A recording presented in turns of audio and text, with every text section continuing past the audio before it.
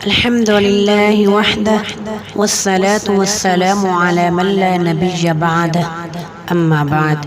دوستو اور بھائیو، آج کے موضوع کی مناسبت سے سب سے پہلی اور اہم بات یہ ہے کہ رسول اللہ صلی اللہ علیہ وسلم کو دل کھول کر اللہ کی راہ میں خرچ کرنا بہت زیادہ پسند تھا، اور زیادہ مال کو بلا وجہ زیادہ دیر اپنے پاس رکھنا انتہائی ناپسند تھا۔ لیکن آج امت کا معاملہ بالکل اس کے الٹ ہے۔ اللہ کی راہ میں اخلاص کے ساتھ بغیر کسی مفاد اور ریاکاری کے خرچ کرنا ناپسند ہے، اور جوڑ کر مال کو جمع کرنا اور مرتے وقت لاکھوں کا بیلنس چھوڑ کر مرنا انتہائی پسندیدہ کام ہے۔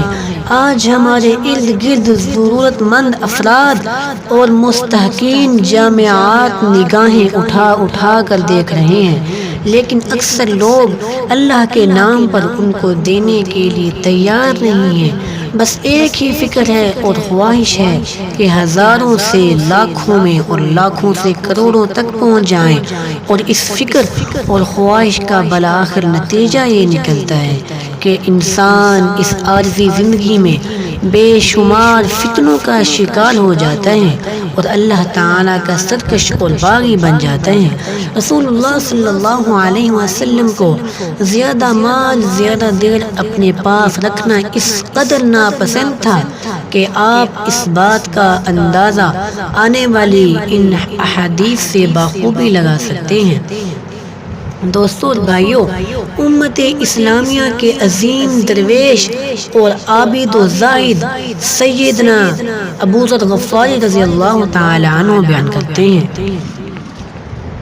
کہ ایک دفعہ رسول اللہ صلی اللہ علیہ وسلم نے مجھے آواز دی اور کہا، کیا تجھے احد پہاڑ نظر آ رہا ہے؟ سیدنا ابو ذر رضی اللہ تعالی عنہ کہتے ہیں، میں نے سمجھا کہ رسول اللہ صلی اللہ علیہ وسلم مجھے کسی کام کے لیے احد پہاڑ کے پاس بھیجنا چاہتے ہیں۔ چنانچہ میں نے سورج کی طرف دیکھا کہ ابھی دن کا کافی باقی ہے، اور آپ علیہ السلام کو جواب دیا، ہاں اللہ کے رسول، احد پہاڑ نظر آ رہا ہے۔